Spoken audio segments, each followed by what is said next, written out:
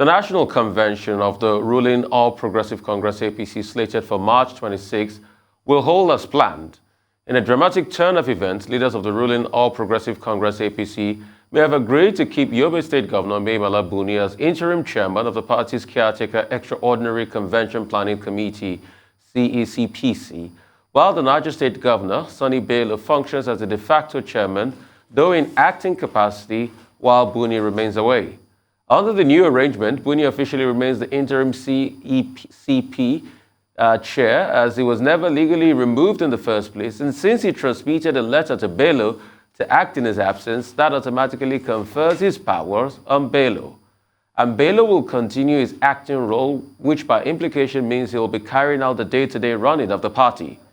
Also, the fate of the CECPC Secretary, John Akwanudahe, remains uncertain in all those permutations and the intrigues playing out.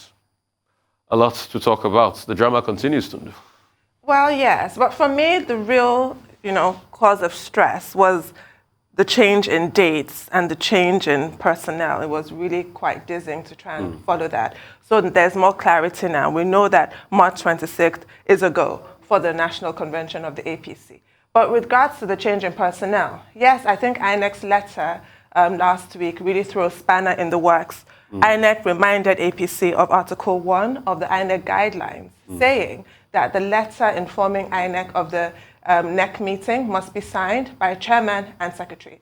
Essentially saying, well, we don't know you people. The people we know are Governor Maimala Buni and Senator John Akpanu-Dodehe. So I think APC has realized that they have to keep these inconvenient people who seem to have overplayed their hand with their constant vacillation with regard to the National Convention. So they've tried to just cure what the issue really was. We will have that National Convention on 26. We will tolerate you till the 26th, after which you can then hand over, in a tidier fashion. But I'm really wondering at this point, because the reports are that Governor Bello has gone to London to visit with the president. So who is in charge while Governor Bello is away? Because Maimala Buni was going to Dubai and he handed over to Governor Bello. Governor Bello has now jetted off and handed over to whom? The whole thing is just quite confusing. But I'm not that pessimistic about the fortunes of APC. Yes, a lot of it has been made about strange bedfellows. I don't think they're strange bedfellows at all, frankly. I would describe them as a motley crew,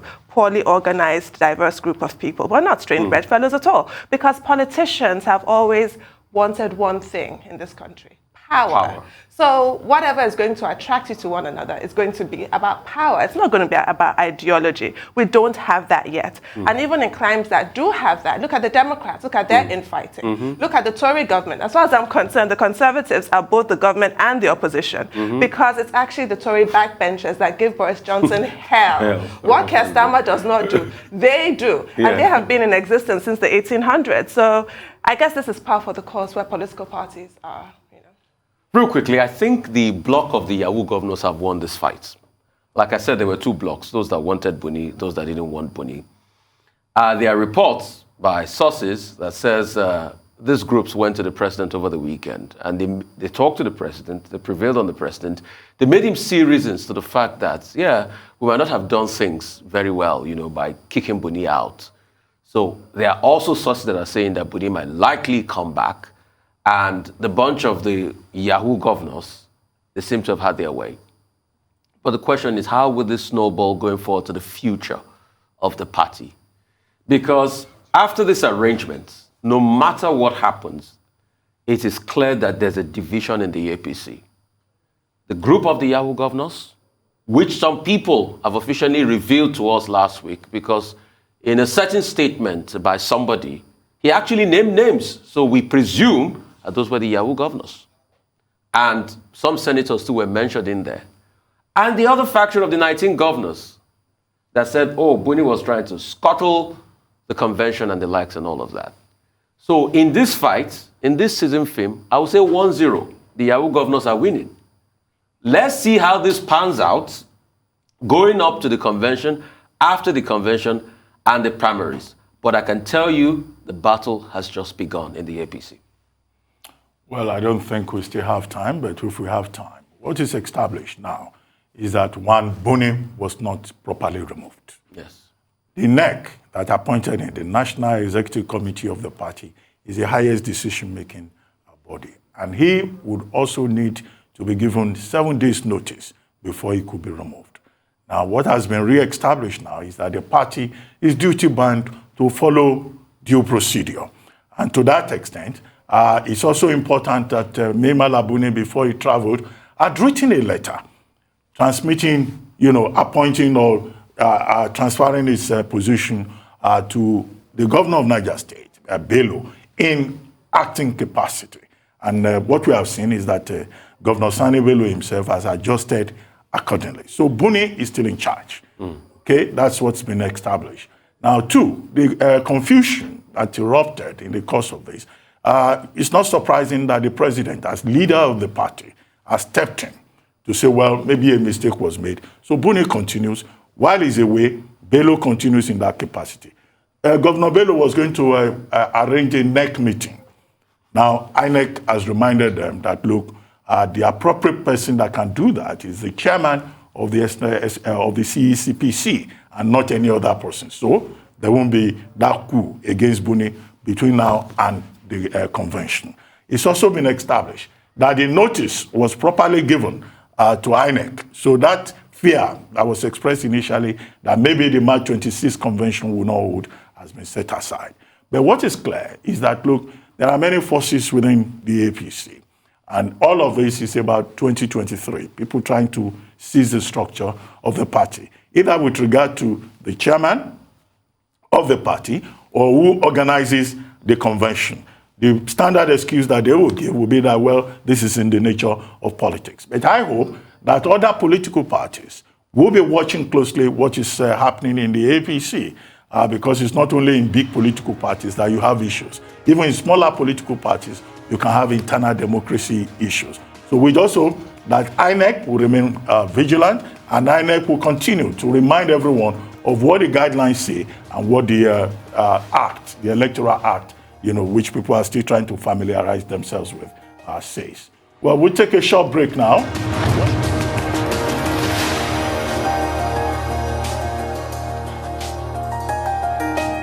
Governor Obaseki of Edo State reacting to the call by Governor Nyesom Wike of Rivers People's Democratic Party to punish Edo State Deputy Governor Comrade Philip Shoaib for comments he made during an interview on national television. Obaseki stated that the PDP is not Governor Wike's personal property and Edo State cannot be procured. He further stated that his deputy was the former national president of NANS and his comment is representative of the essence of the nation's youth population who are inclined to speak up openly. All right, a lot of things were said, Sunday. I'm sure you just want to jump on this. No, not particularly, because a lot of what was said I found really distasteful. Yes. Who is your father? I mean, really. It's okay to disagree with people, yes, even in the strongest terms, even in angry tones, without insulting them or their parents. That, for me, is always beyond the pale. Leave people's parents, children, whatever, leave them out of it. And I just feel like what the Deputy Governor, Philip Shoaib, was saying was a call for more, inclusiveness within the PDP, because we all remember the circumstances under which Governor Obaseki entered the PDP. I don't think it was meant to be an insult or an affront in any way. But if Governor Wike took it in that way, he's within his rights to do so. He's within his rights to call for disciplinary action. But my only issue is with the insult. Well, 2 issues here. The first will be, 1, the video by the Deputy Governor of Edo State, Philip Shoaib. Now, he was addressing the governor, and his concern was that since they left the APC ahead of the election that gave Governor Obaseki a second term, the plan was that the group leaving the APC coming to the PDP in Edo State would be integrated into the party. And his complaint in that video was simply that, look, they've not been able to get a foothold within the PDP, and that there are also stakeholders within the party, and that the leadership of the People's Democratic Party in Edo State, has a responsibility to make sure that they too are carried along.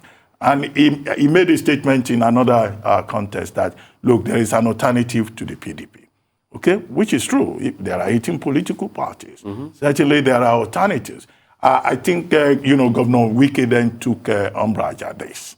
And in another video that was well publicized, he was derisively referring to Deputy Governor Philip Shoaib, that What does it mean that there is an alternative to the party, that you will be disciplined, you will be reported to the appropriate organs of the party? And if you watch that video, he kept talking about deputy governor. Who is a deputy governor? No, Governor Wike needs to be reminded that, look, a deputy governor comes onto the ticket, on the same ticket with the governor. Of course. It's not as if it's an inferior party. The major takeaway from that video is that, look, many of these governors, they've become emperors. And Governor Wike did not hide the fact that he sees himself like some superior person to a deputy governor, or that he's a headmaster or a principal of a certain arrangement, and I could talk now on a deputy governor. He needs to be reminded, well, he's a lawyer, that in fact, a deputy governor is not a spare tire. If anything happens to the governor under the Constitution, that deputy governor is just one step away, from that particular office. And then he ended it with the insult, about saying who is his father. No, it is not about fatherhood, right? This is about the fact that the man occupies a position. The third thing to note is the very robust statement that has been issued by Governor Obaseki in the papers today to defend his deputy. Okay, to say, look, this is my deputy. You can't just dismiss him like that. A man who has been deputy governor twice, a man who has had experience as a political leader, former president of the National Association of Nigerian Students, and a man who has shown some significant capacity as a politician. Okay, and he defended him and then descended on Governor Wike. The governor repeated the point that the deputy governor had made, that, look, for purposes of inclusion, they have to be carried along within the party, and that the representatives who take instructions from Governor Wike should know that Wike cannot come to Edo State to come and do whatever he did in Cross River. He accused him of causing crisis in the PDP in Cross River State, leading to the exit of Governor Ben Ayade from the party. He also made it clear that, Governor Wike, if he's interested in the presidency of Nigeria, then he cannot, on the basis of that, think that he can intimidate other members of the party.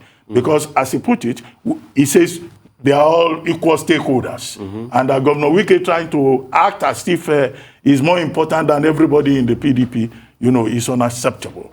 And the governor went ahead also to cite other instances whereby Governor Wike had been dictating to members of the party. So I hope that Governor Wike himself will take time out to read the response by Governor Obaseki, which I think is very robust. It's a question of putting, the governor of Rivers State in his place and to remind him that he's not the owner of the People's Democratic Party.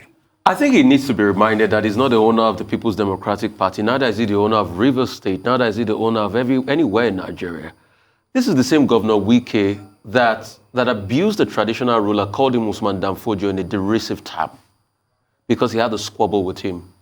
And concerning this matter had been settled because, you see, when the deputy governor of Edo State raised, that point of annoyance, as it were, against what was happening in the PDP, immediately the chairman of the PDP stepped in and they had a rally last week, a unity rally in Edo State in the PDP.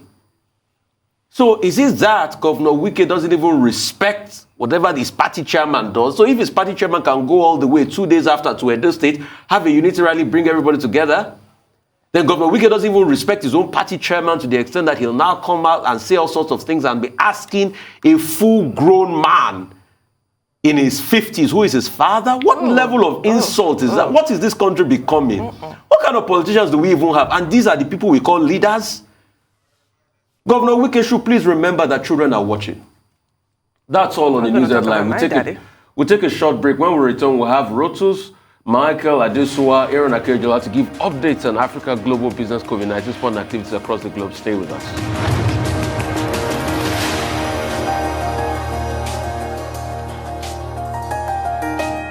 Welcome back to the morning show here on Arise News. For Global Business Update, Michael Wilson joins us now from London. Good morning, Mr. Wilson.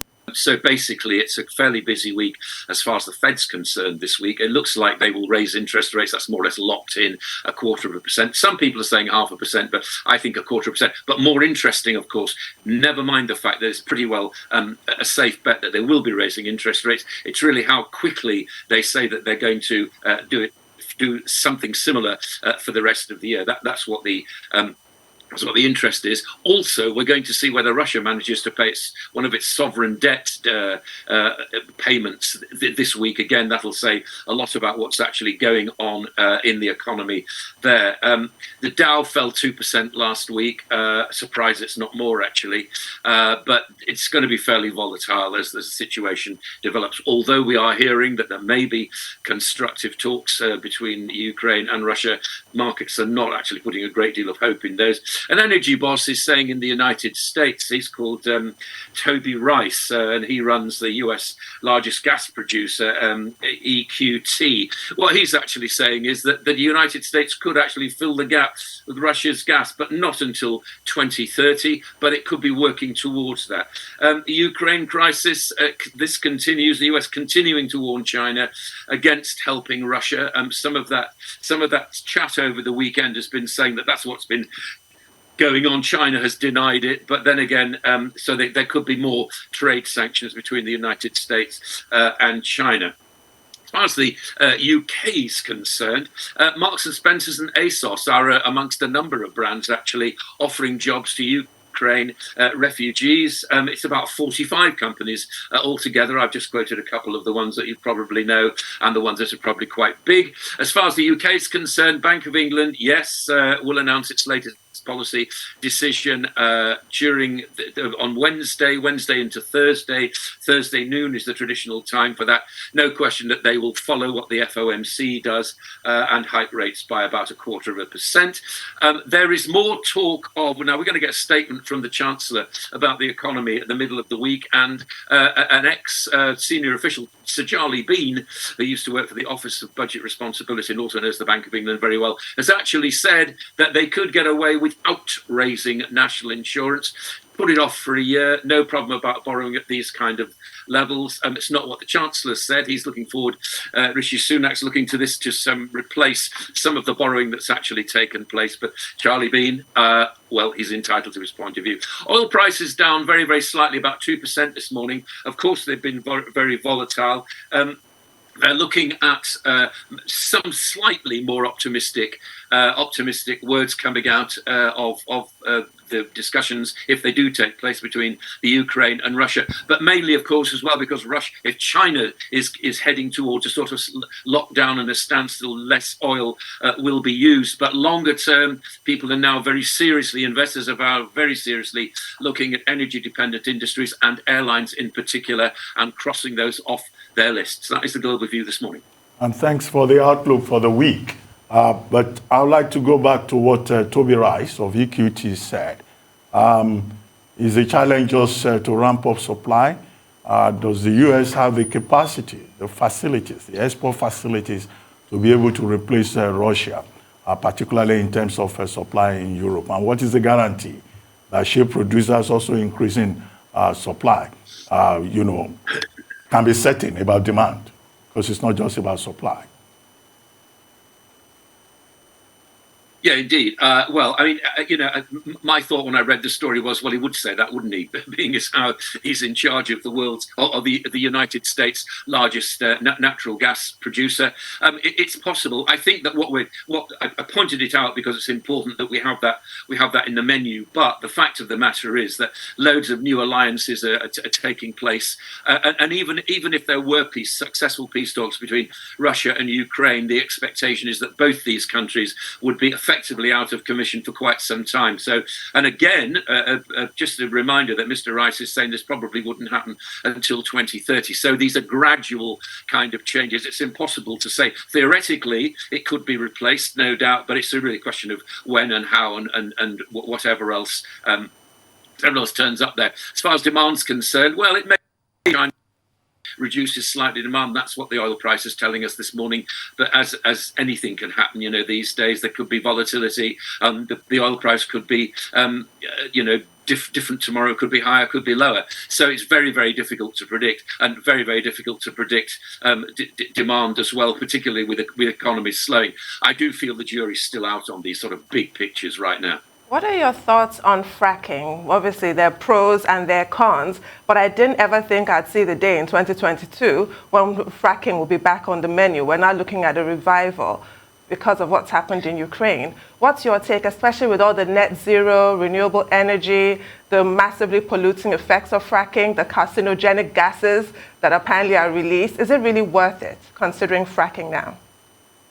Well, it's interesting you should raise it because, yes, it is. It is worth doing. It's interesting that the higher the oil price actually gets, the more profitable it becomes to do fracking and turn it into a major industry, as it's going to happen in the United States. It's not happening too much here. But the weekend newspapers have been full of the kind of ideas that, the green revolution's fine, but actually the reality is we need to be thinking towards perhaps fossil fuels and coal once again to protect our way of life, really. And the fact that it's quite nice to have all these green thoughts. And again, most of the guesses have been that this will take place in years to come, 2030 to 2050 and net zero and all the rest of it. It's fine to talk about those things when everything's going well, but it's amazing how different the thoughts of survival actually change. Governments change and change the public's view about these kind of things. I think we're going to see a lot more of that as the days go on. Right. Michael, is this a 1973 moment all over again? We all know what happened in 73, where the Arab nations stopped selling oil to America because they support Israel, obviously in Yom Kippur. And that led to a big change in America. Most car makers stopped making big oil-guzzling cars any longer. Everybody started talking about emission control from 73. Is it that moment all again with what is happening in Russia? Will it force America to look inward? And secondly, when would Africa start to feel the pinch of this increase in interest rates in America? Yeah, the increase in interest rates in America, I think the markets will more or less disregard it. Obviously, a pinch. Yes, it will add to cost of living expenses and all the rest of it. But I mean that is where the Fed is. And remember, this is the first interest rate rise they've had for some time. So they're moving not to be too far behind the curve as they're getting criticised a lot for that. So yes, it's going to add considerably to cost of living pressures. About 1973, not so sure about that. I mean, it's very different world now, isn't it? That was the first big oil shock when everything was taken for granted, and then suddenly no longer, after what you've just described. I think nowadays is very much more varied. I'm not exactly sure what the role of OPEC in all this is going to be. They've actually rebuffed, haven't they? Or at least Saudi has rebuffed requests by the United States to pump more oil. They're still guarding their market share. And why would they not do that? They are a self-ordained and self-confessed cartel, or at least a market association. So they will continue to do that. I don't think it's like 1973. I think the pressures of demand and prices are probably still the same, but the world is a very, very different place. And I think we're going to see a lot more alliances, and indeed there's going to be conflict as well between various producers around the world. Well, thank you very much, Mr. Wilson. Our dependable Rotus Odiri is here to give us an Africa business update. Good morning, Rotus. Good morning, Tundu. Good morning, Rufai. Good morning to Doctor. Good morning to all our viewers. So we begin with inflation expectations for the month of February. That's supposed to be out tomorrow, the 15th of March, for, of course, year-on-year inflation for February 2022. There's a chart we put up for our viewers there. You can see inflation peaking at 18.17% in March of 2021. And then there was you can see how the bars go down, an 8-month deceleration from 18.1% in March all the way down to 15.4% in November 2021. Then, because of, I guess, demand for during the seasonal festivities, end of year festivities in December, and then supply chain issues, farmers' insecurity, and so on. Perhaps that was why we saw that jump in December of 2021 to 15.63%. Then the deceleration continued in January of 15.6%. That's his headline year-on-year inflation from the Bureau of Statistics. So what can we expect in February? Of course, it was, I believe, February the 8th or February the 10th, where we first noticed the fuel scarcity. Then the regulators, NNPC and midstream, upstream Department of Regulatory Authorities now said that, okay, fuel, because of the fuel, contaminated fuel that we saw in a number of fuel stations, that of course caused scarcity, which reduced the amount of fuel that was available, caused black market fuel to be sold on the streets. That is expected to filter into inflation figures. We've also got, Zainab Ahmed, Minister of Budget and Planning, who in a webinar with other African central banks and also the IMF said that Nigeria has quietly removed subsidies on electricity. So depending on when that took place, that phase out of subsidies for electricity, that is also supposed to filter in. Then with Aliko Dangote, Kristalina Georgieva, a number of people have talked about the impact of wheat, what wheat prices are going to, how they will be impacted by the war in Ukraine. In fact, I'm just seeing this morning that the Association of, I believe it's bread makers, they've threatened that they will also shut down their activities. Nigerian Bakers Association is saying that they will shut down activities due to the increase in diesel prices. We've seen what diesel has done to the aviation sector in terms of jet fuel. We've covered that extensively. So you put all this together, the main contributors to the basket, I guess, is food. Then you've also got, transportation. I expect that inflation will tick up in February. So, we'll see to what degree that happens. I mean, still on food, the Food and Agricultural Organization, the FAO, I believe it was in Abuja on Friday, they put out a report saying that 14.4 million Nigerians are facing a food crisis, and it's for a number of reasons that we've already touched on in the past. Insecurity, in fact, they attributed much of that to the number of Nigerians in the internally displaced persons, the camps, the IDP camps, insecurity across the breadbasket of the country, the farmers being kidnapped and being impacted and so on. They also talked about food inflation, which, by the way, is 17.13%, I believe, for January. So food inflation is still very much elevated. January 2021 is about 20%. It's decelerated, but double digits, it's still very high. You put all this together, and it's quite tough. To banking, we've noticed that in the months of February and March, Zenith Bank, GTCO, UBA all put out notices to Nigerians that essentially the US dollar spending limits on your Naira debit card has been reduced. So it's been reduced from about $100 a month to $20 a month. And they were citing the scarcity of FX in the market. So this it's like a clue, it's a beacon to speculators that, okay, there's scarcity of dollars in the market and the banks aren't able to, they're rationing essentially, which is why they're reducing spending limits. And so that has now caused them to speculate. So basically they're buying up dollars and holding on to them in the anticipation that will rise. Now on the official exchange, the official market, we're at 416, but the parallel market, as of investigations carried out, is about 580 now on the parallel market. So there's also, this is March though, so that might not factor in to February, but there's also that pass-through effects of the exchange rates on inflation. So that's what we're looking at. Inflation around the world has increased. If you look at United States, the UK, Belgium, everywhere else, these countries trade with Nigeria. They're big trade partners for Nigeria. So you should also expect with Nigeria's trade relationships with those countries and imports, them exporting their inflation over to us in terms of how much we bring into the country, goods and services. Yeah. Rotus, that's why 2023 must matter, honestly. Yes. We are in dire straits. And we see we don't need some president that will come and tell us rhetorics are not work. We need somebody that understands the issues and that'll fix problems like this in the economy, that'll fix problems like petrol prices, that'll fix all the problems, that have a roadmap on how we can build a refinery. Because, see, Rotus, we lie to ourselves so much in this country. We've not been able to build a refinery because we deceive ourselves and we lie to ourselves and we're not being honest and transparent over the years. There is no big deal in a government establishment building a refinery. I just discovered that the third largest refinery in the world is in Venezuela. It's owned by a state-owned oil company, Paraguay Refinery Complex. The largest refinery in the world that does 1.24 million barrels per day is owned by a private individual, Reliance Group.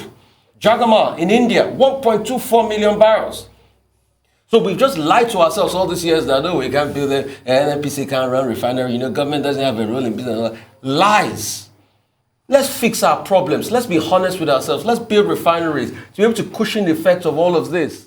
I do have to point out, though, just to temper expectations, that we have refineries does not necessarily mean that the price of fuel will come down. So it doesn't mean the price of fuel will come down, Rotus. But there'll be some savings. Right. There'll be some savings. FX savings, for instance. Look at how we are wasting our commonwealth away and fooling ourselves, and we become a laughingstock. Nigeria is a great country.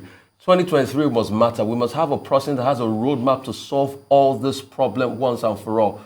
Look at how year-on-year inflation is increasing. When we see the numbers, you would see how big it's become. The first said it's bad fuel. The next thing, NNPC will come and we'll have 1.5 billion liters of fuel in reserve. And what happens? No fuel. People are queuing everywhere. We can't be suffering this way now. 2023 must count. Ask any leader, what will he do to solve this? These are the problems. Well said, well said, well said. Okay, well, Rotus, putting all of this together, to borrow your phrase, clearly indicates that before we get to 2023, things will get really worse. Okay? If we see about 4.4 million persons, we'll face 14.4 million. In fact, the FAO even added that maybe up to about 19.4 million persons will face real nutrition problems and food shortages. And this will include internally displaced persons. Now, maybe the figure is even higher than that because this is based on a controlled report. In terms of the reality, we can see, the hardship that is out there. But the thing is, what kind of transformation systems do we have with regard to food? I mean, we've had stories about food sufficiency in Nigeria and how agriculture is such a big deal in this country. And I hope that, look, talking about 2023, we'll be able to talk about certain issues. Those who formulate the agenda for the country should be able to engage those presidential candidates when they eventually emerge. What are you going to do about food security? What are you going to do about inflation? What are your ideas about the economy? This campaign should not be about rhetoric. Whoever does not know the difference between inflation or whatever should just not go near the presidency of Nigeria. The second point you raised about dollar and exchange rate. I thought the CBN, sometime, was it last year, came up with a policy to discourage speculation.